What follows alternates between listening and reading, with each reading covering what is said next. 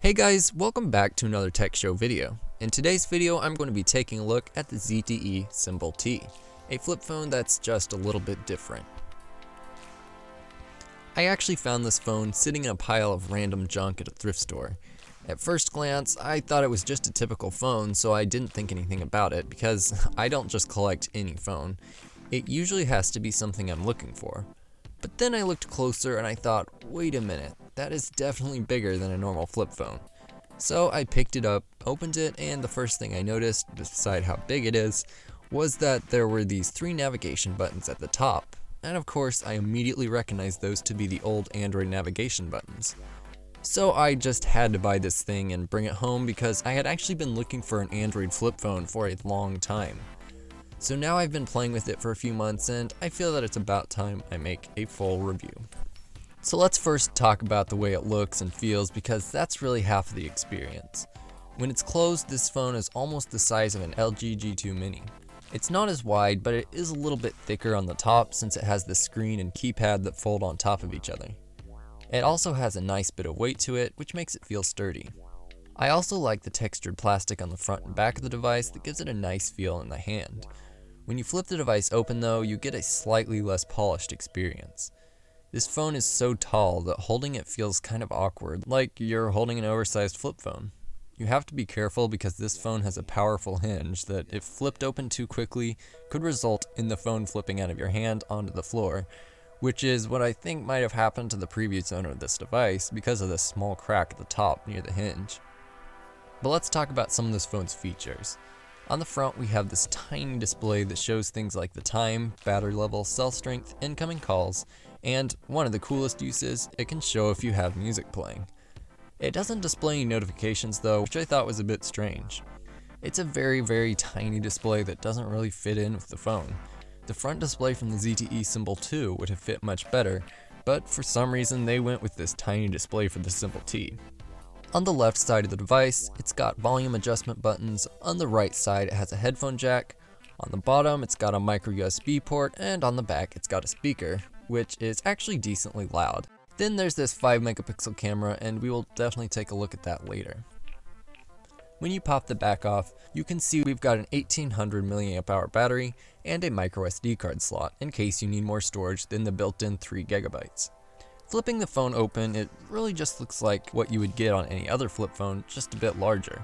But on closer inspection, you'll notice that right under the display, there is a 2 megapixel front-facing camera, not something you see on many other flip phones. The display is a 3.5-inch touchscreen TFT, and it's really not a bad display. For me, it's plenty bright and clear, despite some people saying it's not bright enough.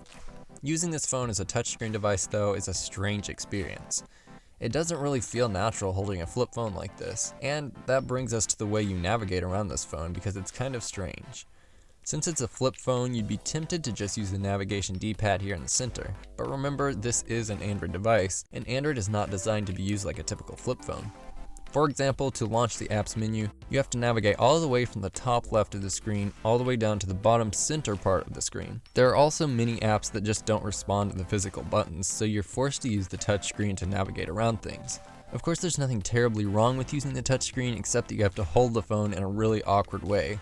It just makes you wonder why a design like this was ever created in the first place. There are other OSs like KaiOS that are designed to be specifically used with feature phones, and still bring some smartphone features to these style devices.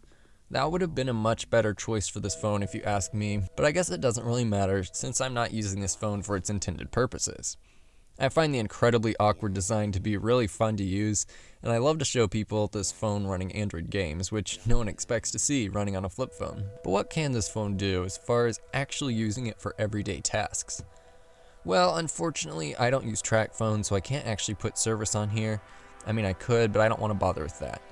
This phone does have Wi-Fi, so you can use it without cell service, and since it's running Android 5.1, you can run most Android apps and games that you would install on any other Android smartphone. But very few apps will work with the navigation buttons, so you can give up on the idea of playing Subway Surfers with anything but the touchscreen, which, as I mentioned, works great, but holding it feels so strange, it's not a pleasant experience long term. It doesn't run super fast either. It's not the slowest phone I've ever used, but especially when opening larger apps, the phone begins to struggle. When opening the Google Assistant, I noticed that it takes at least 5 seconds to load, and sometimes even longer. And speaking of slow performance, the on-screen keyboard is the worst Android experience I've ever experienced. It's very laggy and slow, but not only that, as I mentioned earlier, you have to hold the phone in a really weird way to properly use it with both thumbs. And on top of it all, the screen is way too small for a keyboard. It's almost like trying to type on a smartwatch. This is probably the only time where I would prefer to type on a physical flip phone keyboard. But even typing on this keypad is an unusually slow and rather painful experience. Oh yeah, I almost forgot about that 5 megapixel camera. There's really nothing special about this camera in any way. It is one of the best I've ever seen on a flip phone, but that's not much of an achievement.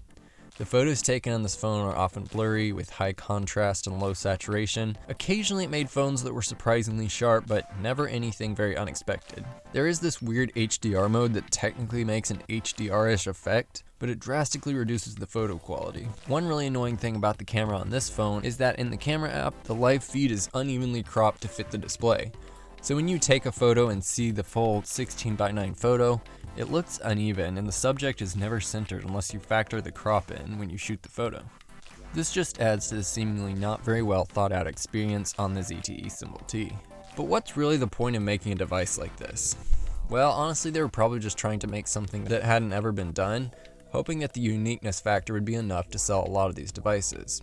And while, yes, that's exactly why I bought it, I don't think this device would appeal to very many other people. There's just no need for something like this, and it's not even well executed. But obvious issues aside, this phone has been fun to use for a while, and I'm glad I was able to find an Android flip phone. It's been something I've been looking for a long time. And I'm not talking about a flip phone with a full touchscreen like the Motorola Razr. I was specifically looking for a device that looked like a traditional flip phone but ran Android. If you want my recommendation on this topic though, don't get one of these unless you just want to have one to play with for fun.